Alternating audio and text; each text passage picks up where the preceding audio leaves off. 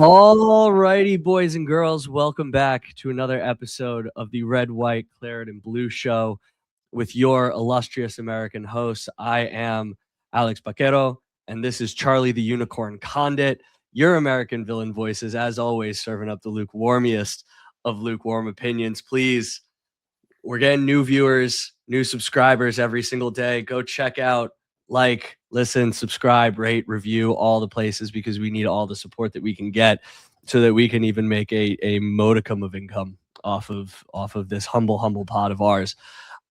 Charlie, how are you doing this fine day? I like that you got the reference there that I was doing for the dance. Thank you for that. I'm doing fine. How are you, Alex? I mean, it's a good day to be a Villa fan. It was a good, not the best match we've ever played, but we got the result, and that's really what's important. And everybody here is happy, healthy, and ready to go. How about you? You're back from a long business trip, or at least a long in distance business trip. Yeah, not too. I mean, I don't know. It's 4 days a long business trip. No, but 3,000 miles. No, I know. But I was on the complete other coast. I was in LA. Sorry to all our Los Angeles listeners and to my friends that live out there. Although honestly, you all know this. I hate LA so much. I think it is such an overrated city. They tried to tell me that there was nothing like an LA sunset. I saw that sunset. The sunsets over the ridge here in my neighborhood in Durham are infinitely more beautiful than the sunset in LA. It took me like an hour to drive to dinner with my friend last night. I'm a New Yorker, man. End of the day, I need mass transit. I need things to be close together. I need people yelling at me. I want to almost get in a fight anytime I step outside. Like this is the city that I want, and LA is not that. So I'm very in Durham. Yeah, I'm I'm very glad to be home in Durham. And I will be in the greatest city on the planet next week. So very much Cleveland, Ohio? Shockingly, no. New York City. I will be there next week. Very excited for my 36 hours there. And then finally we'll be home for the holidays. So I'm actually, for someone who loves to travel, I'm very much looking forward to just being here for a little while. I'm sure you feel the same way from time to time. Yeah. I mean, I think I've told you, and this has nothing to do with Aston Villa. This is just us spitballing here. But I think I told you, like, I saw something on social media once where it said, "What's something that you romanticized before you had to do it?" And traveling for work was like the best answer I've ever seen. Because especially, no offense with you, but like going to freaking middle of nowhere Nebraska to sell batteries is probably not the work travel that you envisioned growing up. The good news is that I always find a good place to eat.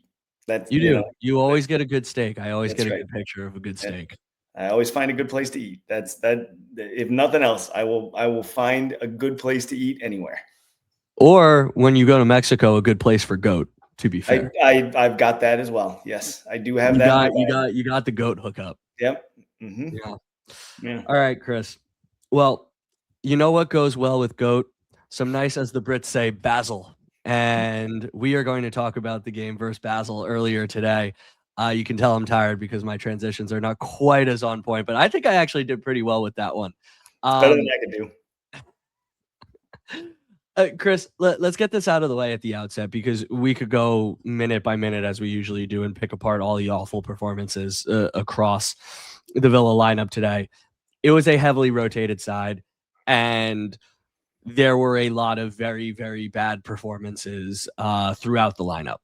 Mm-hmm. Yeah, most of the players, particularly the starters, did not play very well. I, being the positive guy that I am, I'll highlight that I think Matty Cash played reasonably well. He did pick up the bad yellow card, and frankly, I think it was good that he came off because he needed some time. He's played so many minutes at this point, and we all know how injury prone he can be.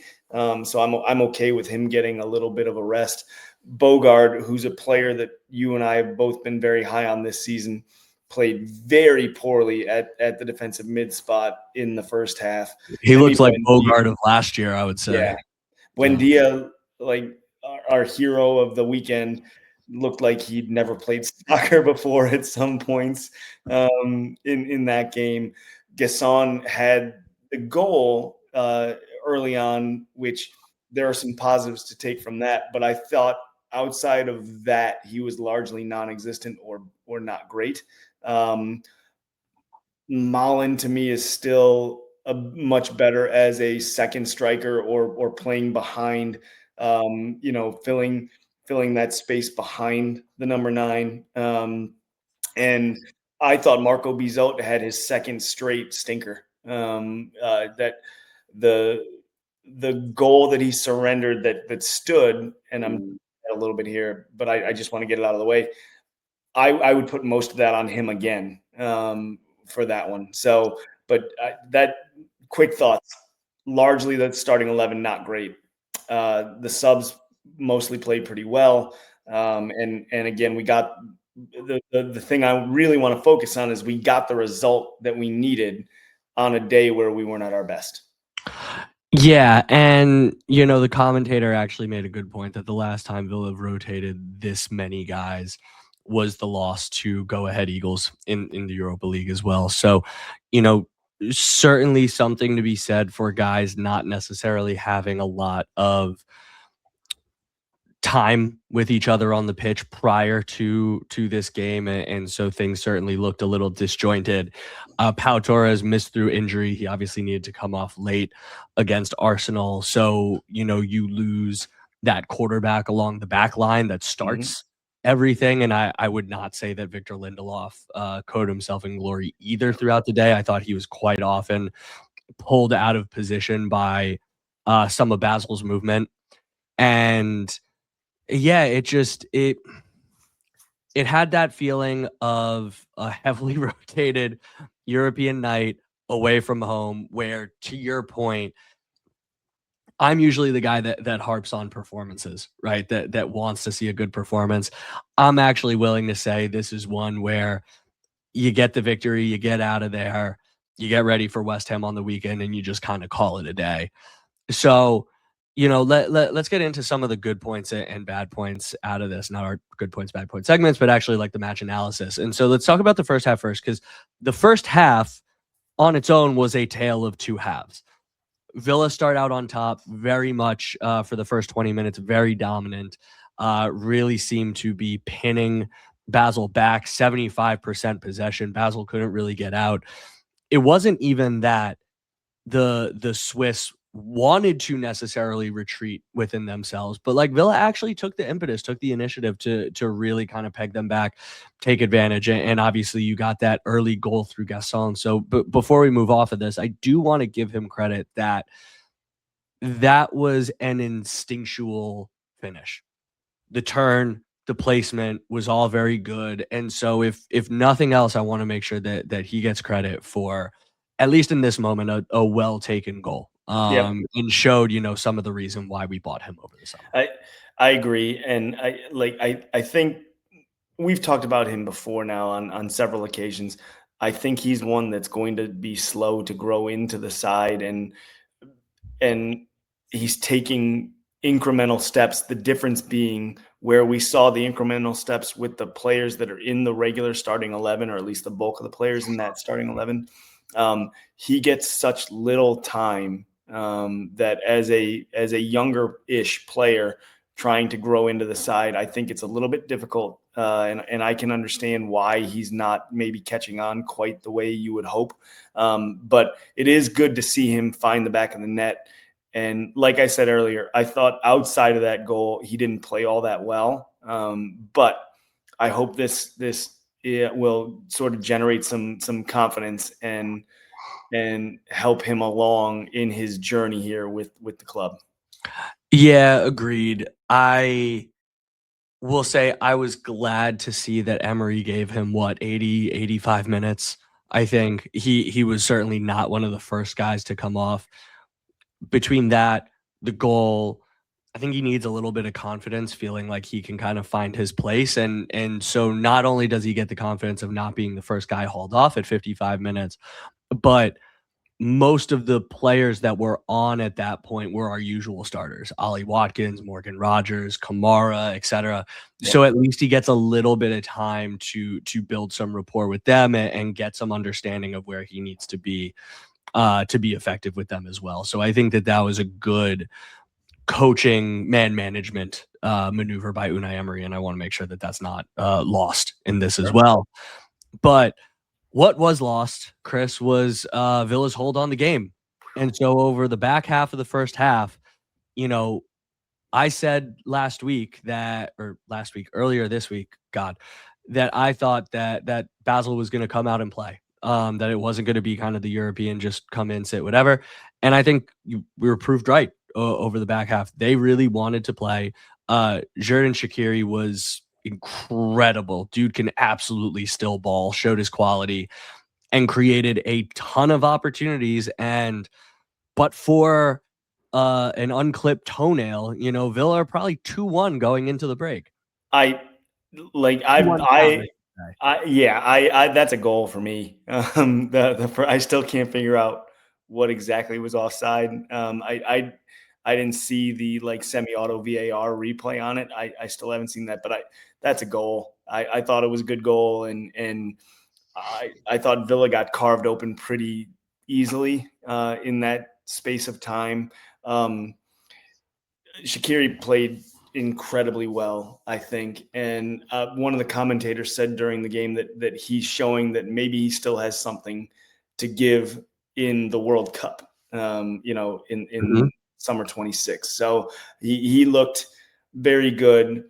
To credit Basel, they had a very clear plan of attack, and they were looking to exploit Villa and did it very well, and found weak spots along the back line that was meshed together.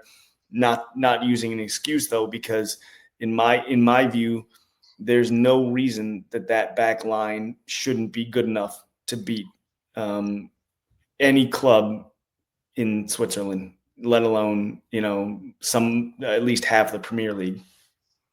Yeah, agreed. So let's talk about a little bit about what Basel was doing for Villa, because it happened time and time again. They clearly knew, obviously, the high line that Villa tried to play. They sent the runners from deep. So instead of the guys running across the front line, you start from a few yards back. That helped the timing a little bit. Certainly Villa, with their experience, were able to catch them offside still on many occasions. But for my liking, again, to your point, like 3 of those 4 guys are our usual starters. Way too many times where balls over the top, seeming like they were going to have an attacker on them or getting an attacker on them. Marco Bizot having to play a very nervy sweeper keeper for a lot of the game.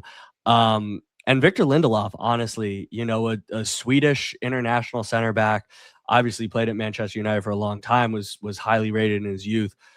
The naivete to be following some of the strikers' movements, checking back to the ball and allowing all that open space behind him.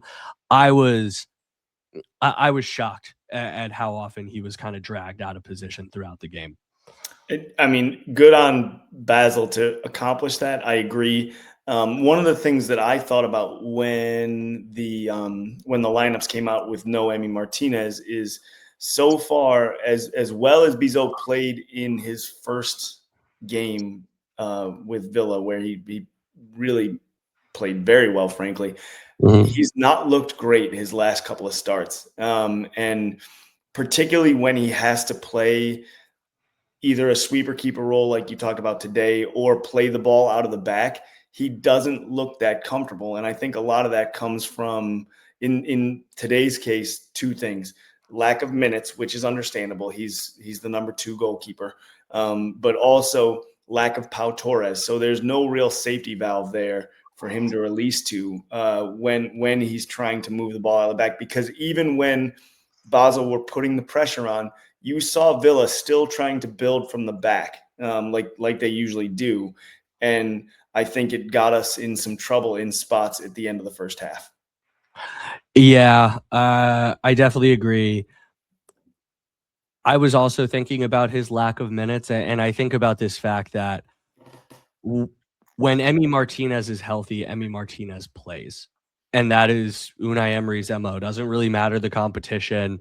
Emi Martinez is going to play. Yep. And so the downside to that is that you had someone who was a Champions League goalkeeper last year who showed well in the first couple matches of the season, but ultimately, like, you can't simulate match fitness, match speed in practice. And so him not getting those reps in some of the Europa League matches that would theoretically be a little easier. The fact that Villa weren't able to make more of a run in the Carabao Cup means that their backup goalkeeper, I still think he's talented. I still think that he's an upgrade on Robin Olsen, but I think to your point, you're not seeing a lack of talent. You're seeing a lack of match sharpness with him. And so I do wonder if we need to figure out a way to rotate him in more frequently, or frankly, with Emi Martinez's back, I mean, he may just need to play by necessity.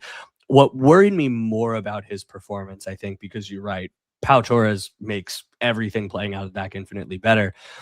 It were his poor decisions with his hands. So you had the ball that went in the net when he parried the shot that came in from the left.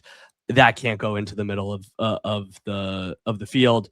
That has to go either up and over or out for a corner, or back towards that corner area. You need to keep that in front of you.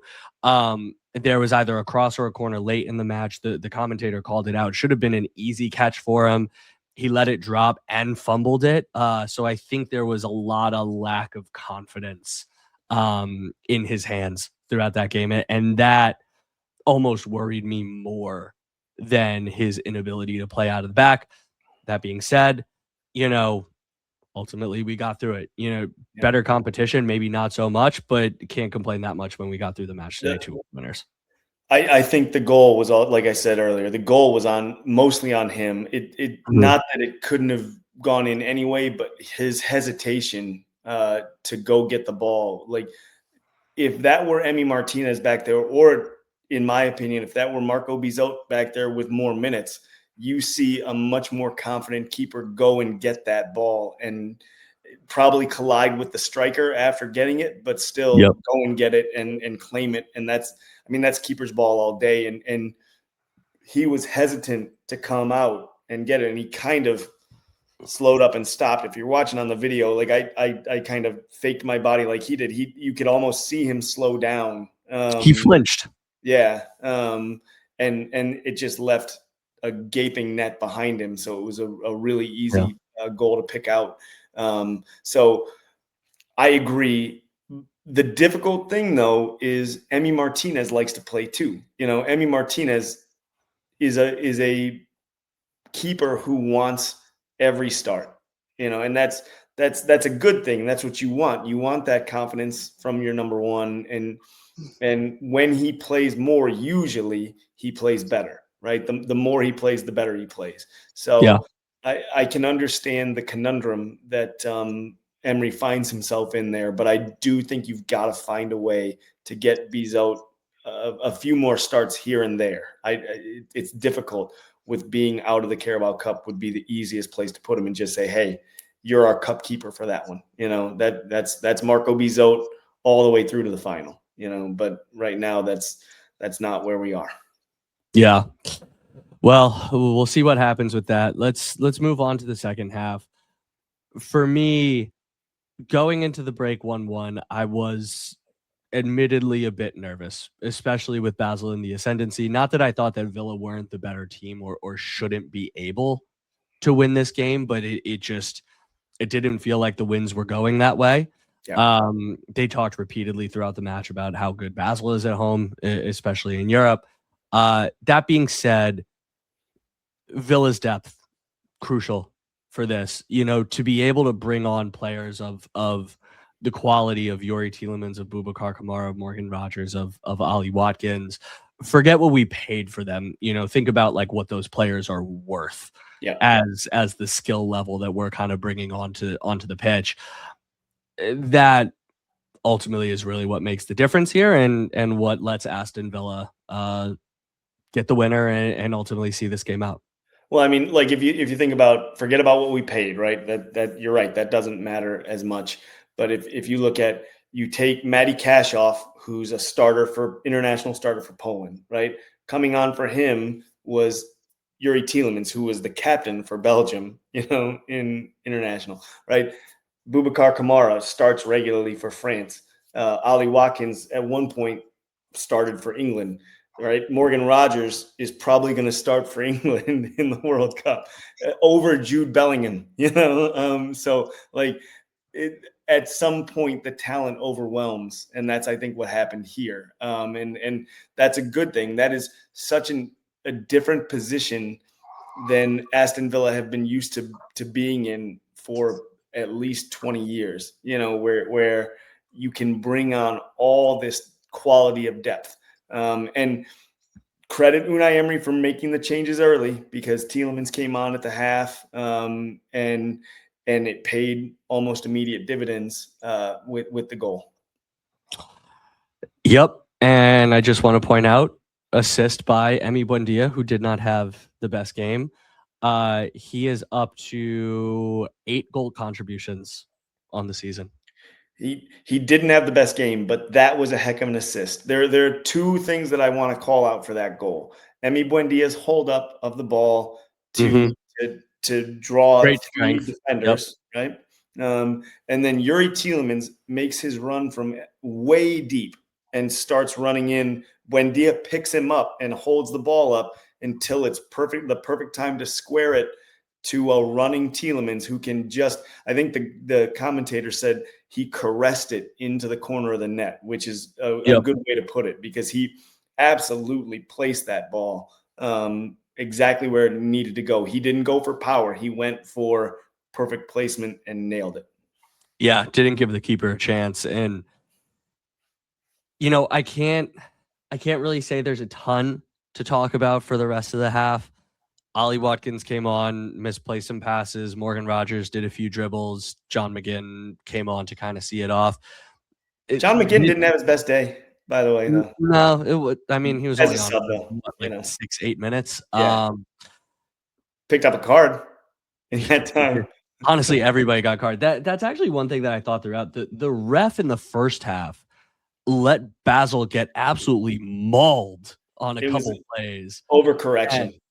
And then he became very ticky-tacky in the second half. A lot of cards came out, time-wasting one, foul ones. Yeah. Buendia got one that I thought was a little suspect, considering he had no idea where the guy was.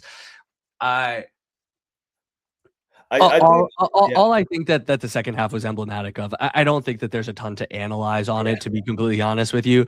I think what you say is that Villa knew the job that they had to play. They got the job done. Thankfully, no one got injured, and they just kind of saw out a victory that should pretty much cement them in the top 8 in the Europa League. Right. So you want to be in the top 8. You'd like to be in the top 2, and Unai Emery made mention of that as a small advantage to be in the top 2. So if we can keep ourselves up around there, then that's where we want to be. But still, top 8 to get past the knockouts is where we really want to be. Yep. So as things end, Villa are still third on 15 points. Midtjylland and Lyon are both also on 15 points, but with superior goal differences. Lyon plus 10, Midtjylland plus 8, and then Villa plus 6. Villa also have a 3-point gap to 9th over Stuttgart, who are on 12 points, but a plus 7 goal difference, as well as Roma on 12 points plus 5 in 10th. So Leon Bailey scored for Roma today, by the way. Sorry? Leon Bailey scored for Roma today. We love Leon Bailey still. Yeah. We still love classic Leon Bailey goal too. I saw it online. Yeah. Oh man, good for him. Yeah. Good for him. So yeah, listen, still 2 games left, plenty to go, but things are looking good for Aston Villa. Fenerbahce and Salzburg remaining in the Europa League. And no John Duran when we play. No John Duran, but Asensio's still out there, right, for Fener. I believe so. I don't know how many minutes he's got. I'm not even going to pretend. Yeah, but I just like that they're running back Aston Villa from 2 years ago. Yeah, exactly. We'll talk about that later, though. we've got a long time before we need to talk about that. I'm looking for Red Bull in here. I can't find them. All right, we're gonna stop with this and move on. Oh, there they are in 31st. Red Bull, man, does not perform well in Europe. Any Red Bull. All right. Well, like I said, we would like to get a little more confidence in a rotated side, but whatever. A lot of changes. Got an away win in Europe, and that's really all that matters. And so with that, we turn our attentions away from the Europa League, which doesn't pick up, I think, again until January, and just look to this Sunday, 9 a.m. away at West Ham down in London, where Unai Emery continues to dominate. Chris, so far this season, West Ham have been no good, rotten, very bad. They're 17th, 3 wins, third worst defense in the league, conceding, I believe, 30 goals across 13, 14 matches at this point, which is kind of surprising considering their manager, Nuno Espiritu Santo, not really able to recapture the same magic that he was able to conduct at Nottingham Forest. I mean, partially does make sense. He's had no time to actually get his players in. Technically, I guess they've had 2 wins, back-to-back victories over Newcastle and Burnley since he was appointed. But I can't say that things have gotten much better or different. The only thing that I can point to is that they have no losses in their last 4 with 1 loss, 3 draws in their last 4. They are not losing as much as they were prior. That's what I wanted to say. And 1 loss in their last 6 total. Yeah. So I think there are a couple things at play there, and we've talked a lot about our respect for Nuno, but it's not his roster, and we've talked about this roster for the last year and a half as well as a Frankenstein monster of a mess of players. That an aging Frankenstein monster, I think, is important to add as well. You know, they're trying out a lot of the same guys that were successful for them and brought them to what the Conference League title was at 3-4 years ago. So not a lot of refreshing done over there. No, it's a strange roster. It doesn't really fit Nuno's style all that well. And I think if anything, as a West Ham fan, you would hope they'll make some moves in January to keep themselves up. But I don't know what that's going to look like for them. But they look like they're going to be in a relegation fight for the rest of the season because they just don't look great. And who knows what's going on with Paqueta every other day. So they're not without dangerous players and players that can play effectively. But given that it's in Unai Emery's, second favorite city to play in outside of Birmingham, I'm feeling very confident going into this game. And frankly, for Villa, it's a result that if you want to keep pace with the rest of the teams around you, which is really what we need to look at now going forward, it's a result you need. You need 3 points away against this very, very bottom tier team in terms of where they are in the standings. So I expect that Villa will bring out the best they can, whereas they had the rotated side today in Europe. I think they're going to bring out the best lineup they can for West Ham and really hopefully put them to the sword. That's my early thought and what I would do if I were in charge. Yeah, I mean, you look at what Villa has through the end of the month, West Ham, and then it gets much more difficult with Man U, Chelsea, and Arsenal. So then it turns over in the new year. The schedule certainly lightens up a little bit, but you got to get the 3 points here, especially knowing the matches that Arsenal have, that Chelsea have. This is where you need to keep pace. You obviously didn't take advantage of the light teams on your schedule at the beginning of the year. We've talked about that ad nauseum. So, as the few and far between light games come up, you got to win those. Let's talk a little bit before we talk about Villa about West Ham's style of play and where at least there is a little bit of Nuno in the DNA of this team. He's certainly part of the reason I think for their difficulties this year is that he hasn't really figured out a formation yet. They're trotting out 3 at the back, 4-3-3, 4-2-3-1, 3-4-1-2. I mean, it seems like every single week they're kind of subtly tweaking the lineup as he tries to find some answers and figure out some defensive solidity. As I mentioned, they're doing better in their last 6 with only 1 loss.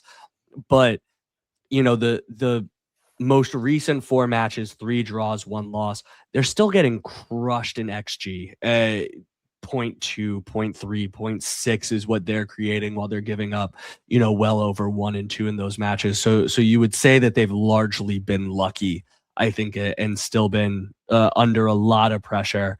As expected of a Nuno team, they don't possess the ball a lot and they don't shoot a lot. They're looking at something like 42% possession, only 10 shots a game. So that makes me feel very comfortable, particularly with Villa's backline playing as good as it has been, assuming that Pau Torres is healthy for this. If it's Lindelof again, especially with him playing on the left-hand side, I am concerned, Chris, because the one thing that West Ham do is attack a lot down the right-hand side with the combination of Jared Bowen and Lucas Paquetá. 44%, I think 45% of their attacks come down that wing. Makes sense with the talent of those 2 guys and kind of the lack of talent that they have elsewhere. Obviously, that with Bowen playing a little bit of that inside right forward, right winger cutting in, very nervous after what we saw with Victor Lindelof today and his ability to kind of cope with that pressure. That I think is the one outlet that West Ham probably have to cause Villa some problems. Yeah, I agree. And I mean, Paqueta is a very good player, special player when he wants to be. When he's not trying to get kicked off the pitch. When he wants to be, yeah. When he's not trying to get an obvious second yellow. So I guess there's a chance that he may be under investigation by the weekend and allegedly, may not be there. I don't think so. But like, I'm just going to say it. That second yellow he got last week was crazy. Like that, crazy. I've never seen someone work so hard to get another yellow card and get so many opportunities to not get it. But anyway, irrespective of that, he's an excellent player and he can create. And Jared Bowen is a really very good player who always seems to play Villa very well, and he's an excellent finisher. He's a guy that's always given our back line trouble, and we've had the same back line now for 4 or 5 years for in large part. So there's reason to be concerned on that. But I will say, where you brought up their lack of XG, West Ham's lack of XG, some of that is, you mentioned, by design, because Nuno is always going to focus on the defensive side of the ball first, and they're never going to possess the ball a lot, and they're never going to shoot a lot. So if you don't shoot a lot, you have to rely on creating big chances to get a high XG. And so I would wager that, no pun intended, that if you were to look back through Nuno's career, he probably loses on XG a lot, but wins a fair amount of those games. So at least some of that is by design. So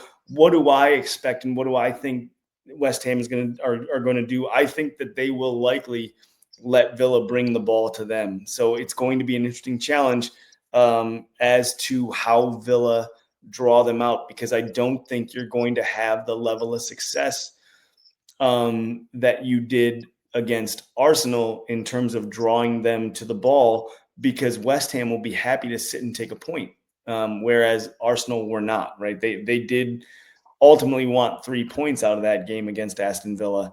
And West Ham, I think, will be happy to sit and just take the draw.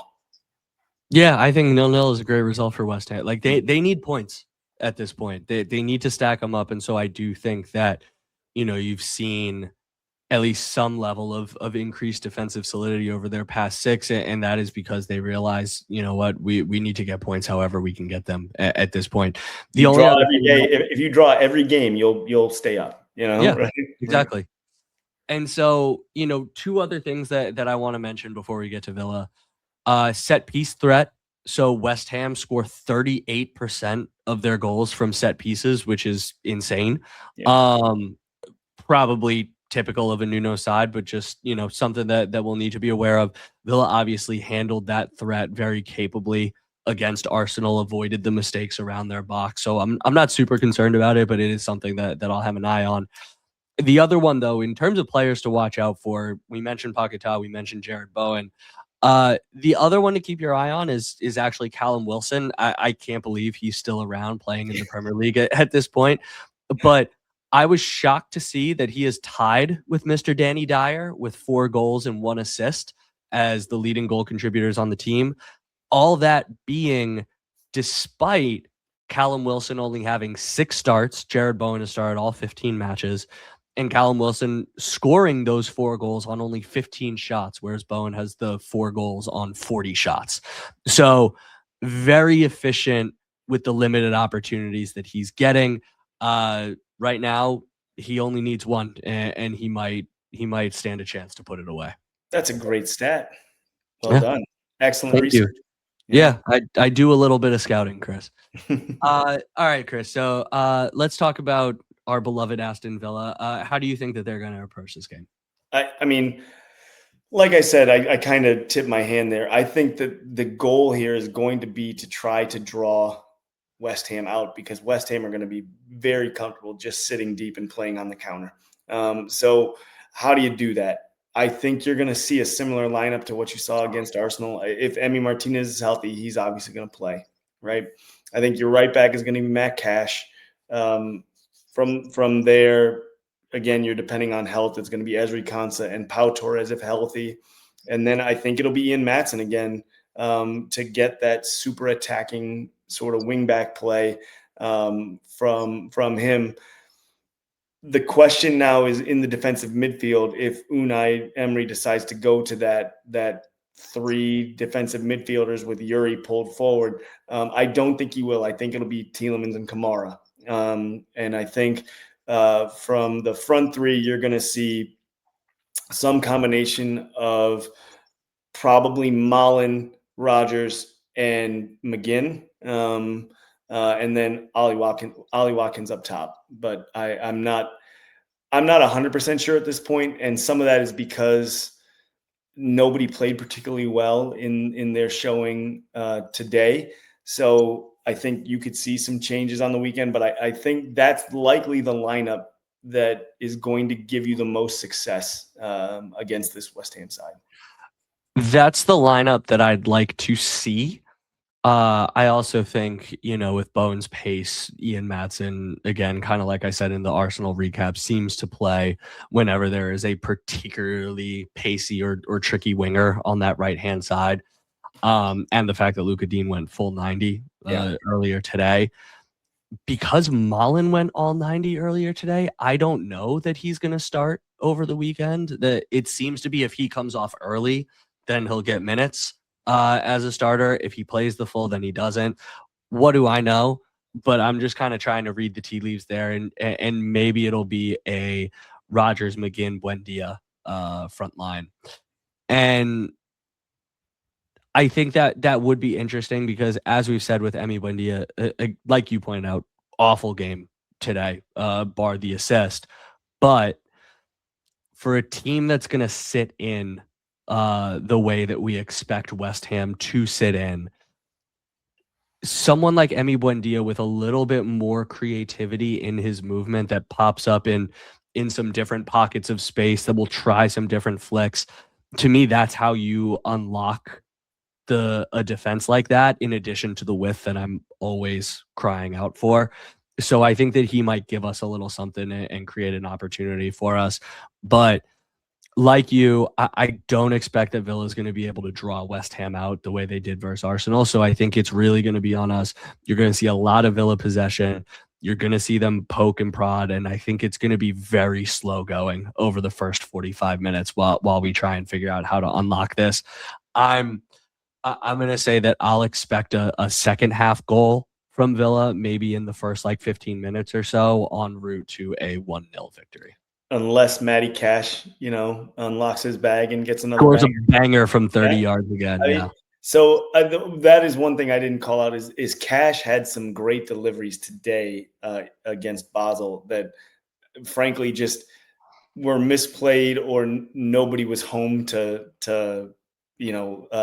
put them anywhere. But there was one in particular where he played a ball to Gasson that it was like such a perfectly played curving ground ball to Gasson that Gasson just let through for some reason, and it just went all the way across the box. So I think Matty Cash in attack especially is playing with some level of confidence now. So I do think that you may see some shots from distance to try and shake up that West Ham defense as they sit deep. But I too think it's going to be a slog, but I have it going 2-0 Aston Villa. Okay. I would love a 2-0 victory, so I'm totally fine with that. Yeah, that's all I got on this one, Chris. I did want to note we will know a lot by the time Villa kick off Sunday morning. Chelsea have Everton at home Saturday morning, 10 a.m. Everton sitting in, I believe, 5th place right now. So pretty high up the table. That should certainly be an interesting one to see what. Come on, Jack, do it for your hometown club. Let's go. I know, right? If Jack could pull one out and give Villa even more of a cushion. Okay, I lied. Everton is down in 7th. I was gonna say I didn't But think they're they were only quite fit, but I didn't want to call you out. yeah, But they're 1 seventh is point still back. seventh They're is 1 point back of Chelsea in 5th. they're in striking distance. Yeah. Yeah, definitely in striking distance. So very, very interested to see what happens in that one. Chris, the only other thing I wanted to ask you about, a couple bits of Villa transfer news over the past couple days. So supposedly signing a right winger, Allison from Grêmio in Brazil. And then today, at least some fairly credible links saying that Villa are interested in an Argentine striker from Strasbourg who's got 10 and 19. Any thought on either of these relatively young players coming in? Yeah, the Allison, the Brazilian winger in particular, interests me because there's been some talk as to whether he's a player they're bringing on to develop or if he's just a transfer move that they're going to try and cash out on later. And I think the answer is more likely that they're going to try and develop him. But if they get the right offer, everybody's for sale, at this point. But from what I can see and what I've watched and listened to, he is a winger in sort of the Leon Bailey type mold where he's going to stay wide and drive the byline. So a winger that fits Unai Emery, frankly, perfectly because his teams tend to smush. And then anybody that can maintain distance and drive the byline to create those cutbacks, those cutback goals that Emery loves so much. He's that player. At least it looks like it. He's 19 years old, so you take everything with a little bit of grain of salt. But he looks like a very good player. And because it only happened today, and I was dealing with work and a sick kid, I have not been able to look into the Argentine striker at all, to be honest with you. Yeah. So on Allison, 12 million is not an insignificant chunk of change. I think it's a little bit more than what we ultimately allocated to Enzo or Ashkin or some of these other guys that have kind of been quick Villa flips. Costa, another one in that kind of mold. So I think that would lend itself to your interpretation that there might at least be an initial desire to develop the guy a little bit. We clearly have not solved for our lack of width in a winger since Leon Bailey left.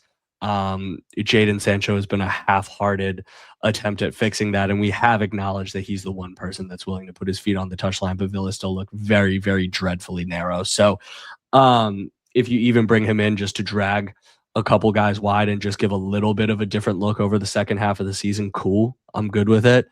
But I think to your point, listen, we didn't pay Gaston money for him. So anyone at that price level, if someone comes back in with a 15 million offer, an 18 million offer, a 20 million offer, he'll be gone.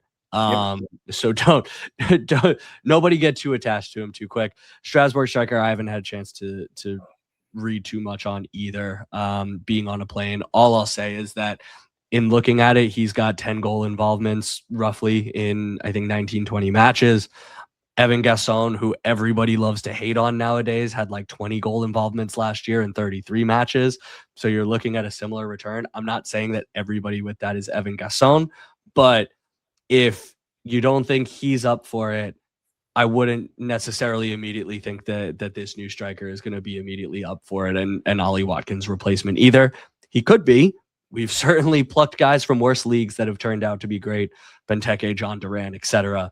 But it's not like I would see him coming in and being the immediate savior. Right. Another project, another person who needs Unai Emery to improve and hopefully is going to fulfill some kind of role for us. I do think that we need a striker in January, so you're going to see a lot of these links pop up, whether it's him or someone else. I'm going to wait till links become a little more concrete before I think you and I need to do a deep dive on him.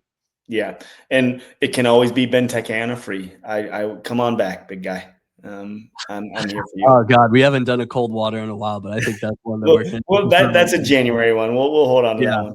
Yeah, we'll do a cold water episode and we'll talk about Benteke again.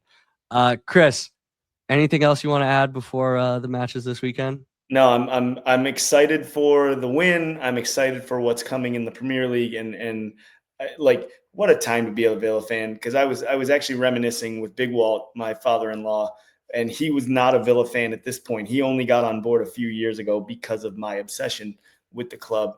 But like, we are only 9 years removed from not winning an away match in a calendar year. Shout out Jordan Ayew's penalty against Reading. And now we've won 14 and 16. Like that, this is an 8 in a row for our longest win streak since like 41. Yeah, this is real life as an Aston Villa fan now, which is it's an insane place to be for many of us that haven't been around since the 80s. You know, like those of you that are older and followed Villa in the 80s and somewhat into the 90s, like that was a different time. It's not been that way since even like 2009 would be the last time with Ashley Young, and the team finished fifth, I think. So like this level of winning is something that we really need to sit back and appreciate and enjoy what we're watching, because this is a total transformation from a very short time ago. Yeah, let's appreciate the ride while we're on it, and hopefully that ride continues on Sunday with another victory over West Ham. So, Chris, with that, as always, up the Villa. Up the Villa.